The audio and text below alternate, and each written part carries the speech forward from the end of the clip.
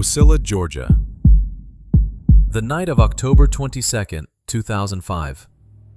30-year-old Tara Grinstead had spent the evening at the Miss Tifton pageant, the kind of small-town event she knew intimately, having once competed in pageants herself years earlier as a former Miss Tifton title holder, comfortable in that world in a way that made her a natural, warm presence at exactly this kind of local gathering.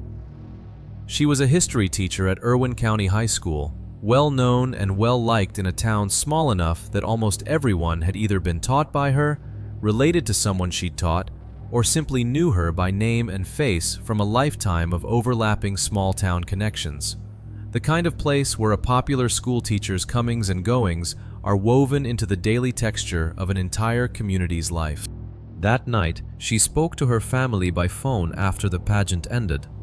An entirely ordinary check-in call between a grown daughter and her parents. Nothing in her voice, by any account, suggesting anything was wrong. It would be the last time anyone in her family ever heard her voice.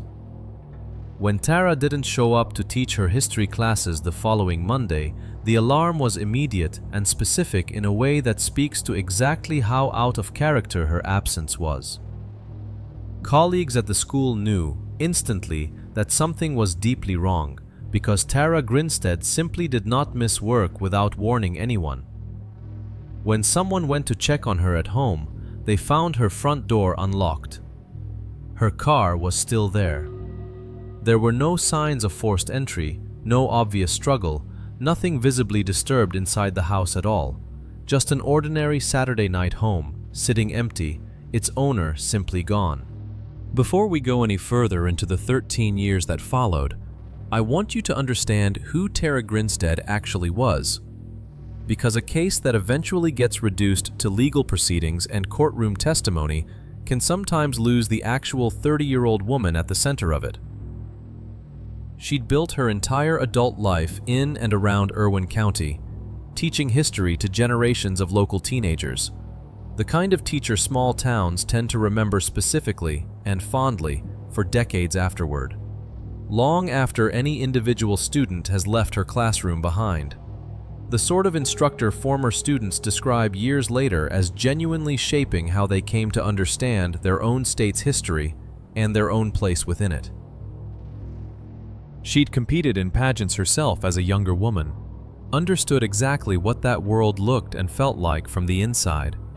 From the nerves backstage to the specific, practiced poise required to walk out under those lights, and had, by every account left behind, built a genuinely full, engaged life in a small, rural community that clearly loved her back.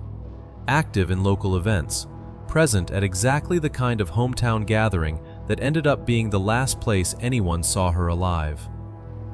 The disappearance of a well-known local teacher from a town this size didn't just generate a search. It generated an entire community's collective, sustained refusal to let her case fade quietly into the background, the way so many missing persons cases eventually do. Billboards carrying Tara's photograph went up throughout the region and, remarkably, stayed up for years. An entire rural stretch of Georgia driving past her face on the way to work, to church, to school, for well over a decade. An unintentional daily reminder that this case remained genuinely, agonizingly open.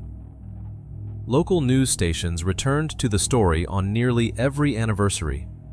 Investigators rotated through the case over the years, inheriting a file that had already outlasted several careers, without ever quite letting it go completely cold in the way so many rural missing persons cases eventually do once the initial wave of attention passes. Investigators worked the case intensely in those first weeks and months, without producing anything close to a solid lead. And here is where this story takes its first genuinely strange turn, one that wouldn't become fully clear to the public until many years later. Within weeks of Tara's disappearance, according to documents that would only surface more than a decade afterward, a man named Garland Lott told his employer that he'd overheard two young men, Bo Dukes and Ryan Duke, bragging at a party about killing Tara Grinstead and burning her body. Both men, according to Lott's account, appeared to be intoxicated at the time they made those statements. Lott's employer, a woman named Janice Polk, was alarmed enough by what she'd been told that she arranged for a search of a local pecan orchard based on that exact tip, sometime in late 2005, within weeks of Tara vanishing, bringing in several law enforcement officers to walk the property. That search turned up nothing. Investigators at the time apparently felt they lacked sufficient evidence to move forward on an accusation this serious, based on second-hand information about a conversation overheard at a party by witnesses who had themselves been drinking. The lead, extraordinary in hindsight, simply didn't go anywhere. Garland Lott himself wasn't formally interviewed by investigators about what he'd heard until 2017, more than 11 years later, when GBI agents finally sat down and took his statement as part of an entirely different, much more advanced stage of the case. I want to sit with that gap for a second, because I think it's one of the most genuinely painful details buried inside this entire case. The two names that would eventually, years later, become central to solving this case were apparently spoken aloud, in connection with exactly this crime, within weeks of it happening. And more than a decade passed before anyone in an official capacity sat down and asked the man who'd heard it to formally describe what he'd overheard. Whatever combination of insufficient evidence, overwhelming caseload, or simple bad luck kept that thread from being pulled sooner, it meant Irwin County spent 11 additional years not knowing what, according to this account, had already been said out loud in their own community almost immediately after Tara disappeared. For more than a decade, the case sat exactly where it had been left, unsolved, publicly unresolved, sustained by a small town's stubborn refusal to forget, rather than by any active investigative momentum. Then, in February of 2017, Bo Dukes, a decorated military veteran, sat down with Georgia Bureau of Investigation agents and told them he was finally ready to end a secret he said he'd carried for over a decade. In a recorded interview at the Rochelle Police Department, wearing an ordinary light-colored polo shirt and describing what he claimed had happened with a kind of flat, almost emotionless delivery, Dukes described a night in October of 2005. A party at his trailer in Fitzgerald, drinking himself unconscious, and waking the next morning to his friend Ryan Duke rousing him and asking him to come out to a pecan orchard. There, Duke said, Duke showed him a body. He said he initially didn't believe what he was seeing, describing himself as having freaked out, and asked Duke what on earth had happened. According to Dukes, Duke described breaking into Tara's home using a credit card to force the door open, getting into bed with her, and strangling her to death. Duke said he helped his friend burn the body over the course of 2 days, working until, in his own words, it looked like it was all ash. The day after Dukes gave that account, Ryan Duke was arrested and charged with Tara Grinstead's murder. Duke gave his own written and videotaped confession to the GBI around the same time, a statement that included the line, "Words are useless, but I'm burdened with the murder of Miss Grinstead." In that confession, Duke said he'd broken into Tara's house looking for money to buy drugs, that she'd surprised him, and that he'd struck her, fatally, in what he described as a reactionary panic. He told agents, "I was stealing from her purse and she snuck up on me. She snuck up on me and I hit her. It was reactionary. I ran. I didn't know what else to do." He said he'd later tried calling Tara's house from a payphone, and when she didn't answer, returned to the scene and found her dead, before calling Bo Dukes afterward for help disposing of her body. Investigators had also recovered a latex glove outside Tara's home years earlier, and DNA testing on that glove matched both Ryan Duke and Tara Grinstead directly. Physical evidence that, alongside his own confession, appeared at the time to close this case completely, more than 11 years after it began. Bo Dukes was tried first, in a separate county, in 2019 on charges connected specifically to his role in concealing Tara's death rather than to the killing itself. A jury convicted him of lying to GBI investigators, hindering Ryan Duke's arrest, and concealing Tara's death. He was sentenced to the maximum available term, 25 years in prison. Before we go further, I want to know who's sitting with this story tonight. If you're watching, drop your country and the time where you are down in the comments. I think about how a small Georgia town's private tragedy managed to hold an entire true crime community's attention for nearly 2 decades. Through billboards and podcasts, and eventually 2 full criminal trials, reaching people who have never once set foot anywhere near Irwin County. Just your country and your time. And then, let's get into what happened when Ryan Duke, the man whose own confession had originally cracked this case wide open, finally stood trial for murder himself. Because what happened next complicates this story in a way I don't think anyone in Ocilla was fully prepared for. Ryan Duke's murder trial began in May of 2022, 5 years after his arrest and confession, held in Irwin County Superior Court, in the same small courthouse the entire community had been driving past for nearly 2 decades. And on the stand, in his own defense, Duke told the jury an entirely different story than the one he'd given the GBI back in 2017. He said his original confession had been false, given while he was under the influence of medication and, according to his defense, genuinely afraid of Bo Dukes. This time, testifying under oath, Duke told the jury that Bo Dukes had woken him up that October morning and told him directly that he had killed Tara. Duke testified, he said he killed Tara. Duke said he'd only helped burn the body afterward out of fear of his friend, rather than having killed her himself at all. When directly asked on the stand whether he had killed Tara Grinstead, Ryan Duke said, "I did not." He added that now that Bo Dukes was already in prison on the concealment charges, he finally felt free to tell what he described as the truth. Prosecutors pushed back hard, pointing to his own recorded confession, to the DNA-matched glove, to the sheer specificity of the account he'd given investigators 5 years earlier, arguing that a man doesn't typically produce that level of detail, that particular a description of breaking a lock with a credit card, about a crime he had no actual part in committing.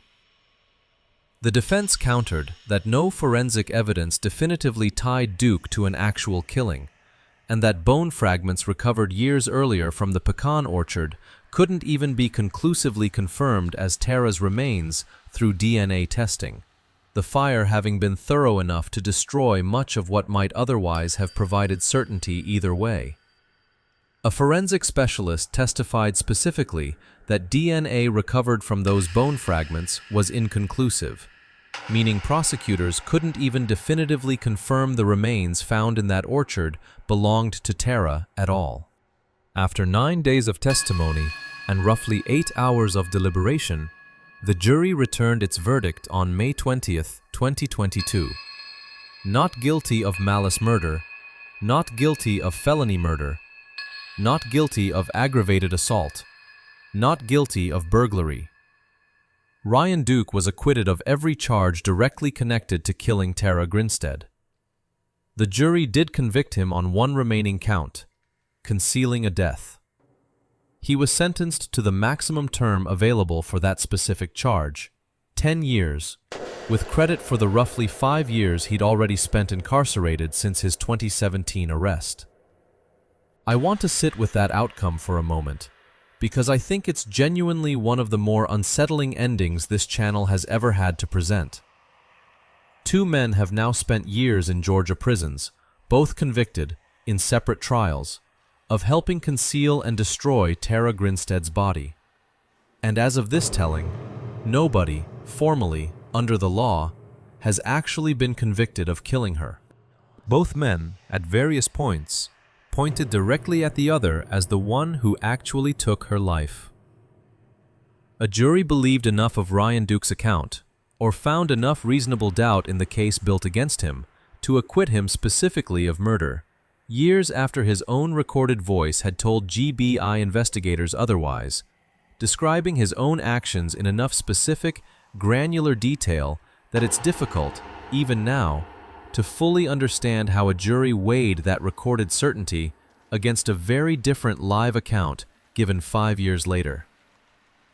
Tara's parents sat in that Irwin County courtroom, watching the verdict get read, according to reporters who were there, entirely expressionless, absorbing an outcome that gave them a conviction, but not, in any complete sense, an actual answer.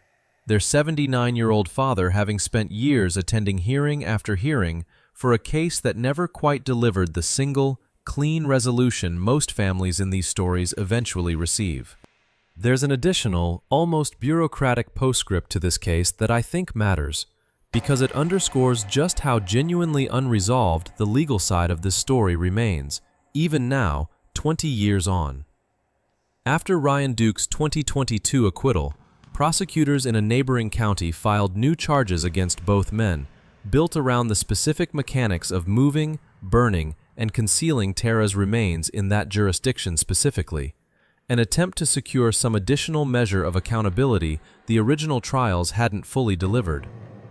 In 2025, Georgia's Court of Appeals threw those additional charges out entirely, ruling that the statute of limitations connected to those specific counts had already expired, years before either man was ever formally charged with them, a purely procedural dead end that had nothing to do with anyone's actual guilt or innocence.